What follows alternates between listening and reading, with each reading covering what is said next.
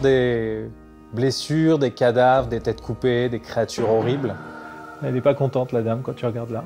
Et en fait, c'est le travail de personnes comme moi qui sont des maquilleurs effets spéciaux. Fabriquer des cauchemars, c'est ça, c'est essayer d'aller chercher qu'est-ce qui nous effraie et essayer de le développer, ou soit juste le suggérer. Je suis Olivier Afonso et je suis maquilleur effets spéciaux.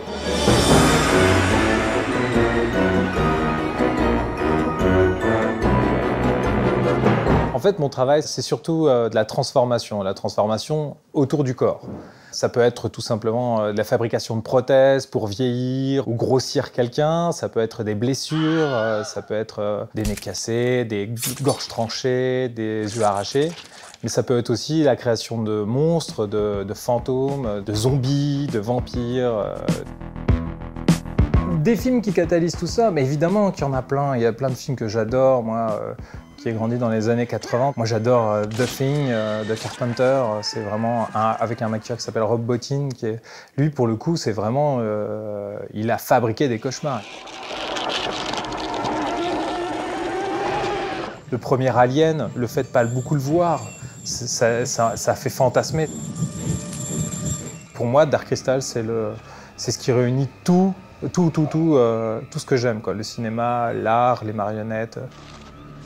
On a travaillé sur énormément de films, des films très différents comme Leatherface, le dernier massacre à la tronçonneuse, où on a fait évidemment des coups de tronçonneuse dans des corps, des visages arrachés, des visages recousus, des visages décousus, des masques et tout ça. On a travaillé sur donc des films d'horreur, des comédies, des Tekken. On travaille avec tout le monde en fait, sur des types de films très différents.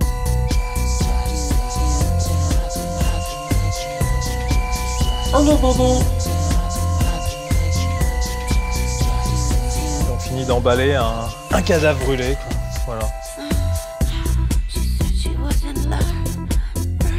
La question qu'on nous demande souvent, c'est est-ce que c'est perturbant ou on fait des cauchemars à force d'être entouré de choses comme ça?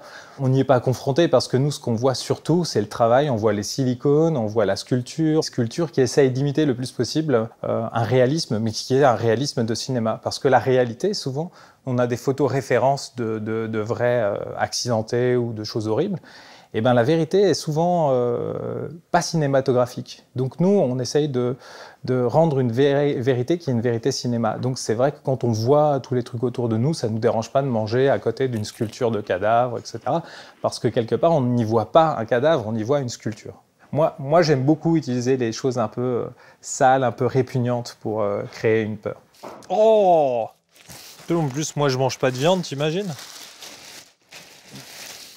Donc si on prend l'exemple de cette tête coupée, moi j'ai jamais vu de photo de quelqu'un avec les yeux cousus, mais je vois comment ça fait des coutures d'un roast beef ou des choses comme ça. Et donc par exemple là, j'ai fait une terminaison avec un bout de bois comme sur certaines saucisses de morteau. Et je sais que ces petits détails, ça peut amuser le spectateur qui remarque ça. Ça c'était pour un film qui s'appelle Aux yeux des vivants, un film d'horreur.